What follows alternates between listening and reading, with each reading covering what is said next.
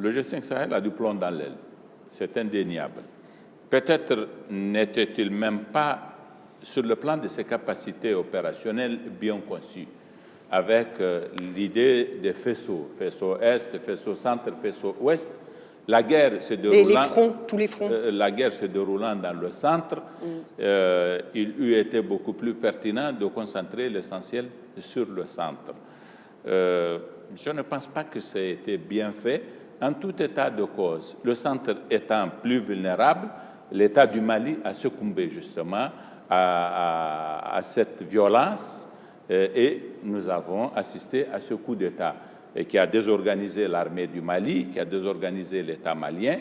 Puis par la suite, et c'est la preuve justement que le centre était plus vulnérable, c'est l'État du Burkina qui a cédé aussi au coup de boutoir des terroristes, parce que le coup d'État du Burkina Faso, il était dû exclusivement à la situation sécuritaire et l'incapacité de l'armée disait ce qu'on fait le coup d'État à faire face à cette situation. Donc vous voyez.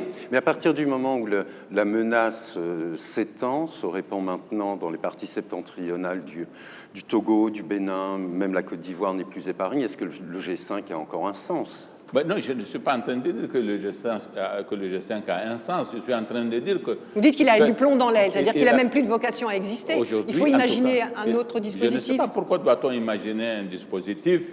Il faut envisager de modes d'opération pertinents qui peuvent combiner des armées de pays différents dans le cadre de choses qui peuvent se concevoir immédiatement et être mises en œuvre. Avec l'armée malienne L'armée malienne, pour le moment, elle a ses difficultés réelles parce que le centre du Mali, où elle opère le plus, lui donne beaucoup de fil à retordre.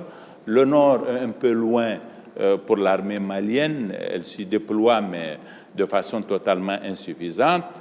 Donc le Mali, pour le moment, a beaucoup de difficultés.